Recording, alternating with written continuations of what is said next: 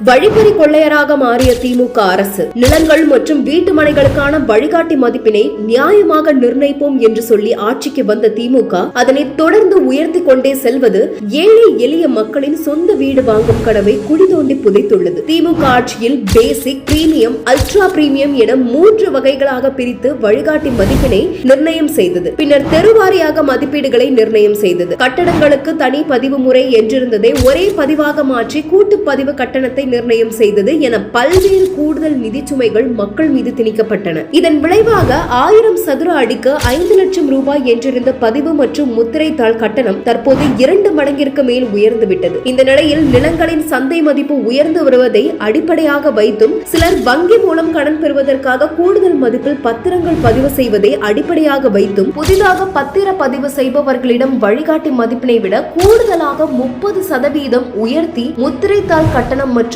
பதிவு கட்டணம் வசூலிக்கப்படுகிறது. இதனால் ஏழை எளிய மக்கள் நிலம் வாங்கும் போது கூடுதல் நிதி சுமைக்கு தள்ளப்படுகின்றனர். இது மட்டுமின்றி பதிவுத்துறை இணையத்தில் வெளியிடப்பட்டுள்ள வழிகாட்டி மதிப்பை விட கூடுதலாக வழிகாட்டி மதிப்பினை சார் பதிவாளர்கள் தெரிவிப்பது வீடு மற்றும் நிலம் வாங்குபவர்களிடையே பேரதிர்ச்சியை ஏற்படுத்தியுள்ளது. எந்தவித எழுத்துப்பூர்வமான ஆணையினை அரசு வெளியிடாத நிலையில் இதுபோன்று கூடுதல் பதிவு கட்டணம் மற்றும் முத்திரைத்தாள் கட்டணம் வசூலிப்பது சட்டத்திற்கு புறம்பான செயல். திமுக ஆட்சியில் இதுபோன்று தொடர்ந்து நடந்து கொண்டுதான் இருக்கிறது. திமுக அரசு மக்களுக்கு நல்லது செய்வார்கள் என்று பார்த்தால் அதற்கு மாறாக வழிப்பறி கொள்ளையராக மாறி மக்களை சுரண்டி கொண்டுதான் இருக்கிறது.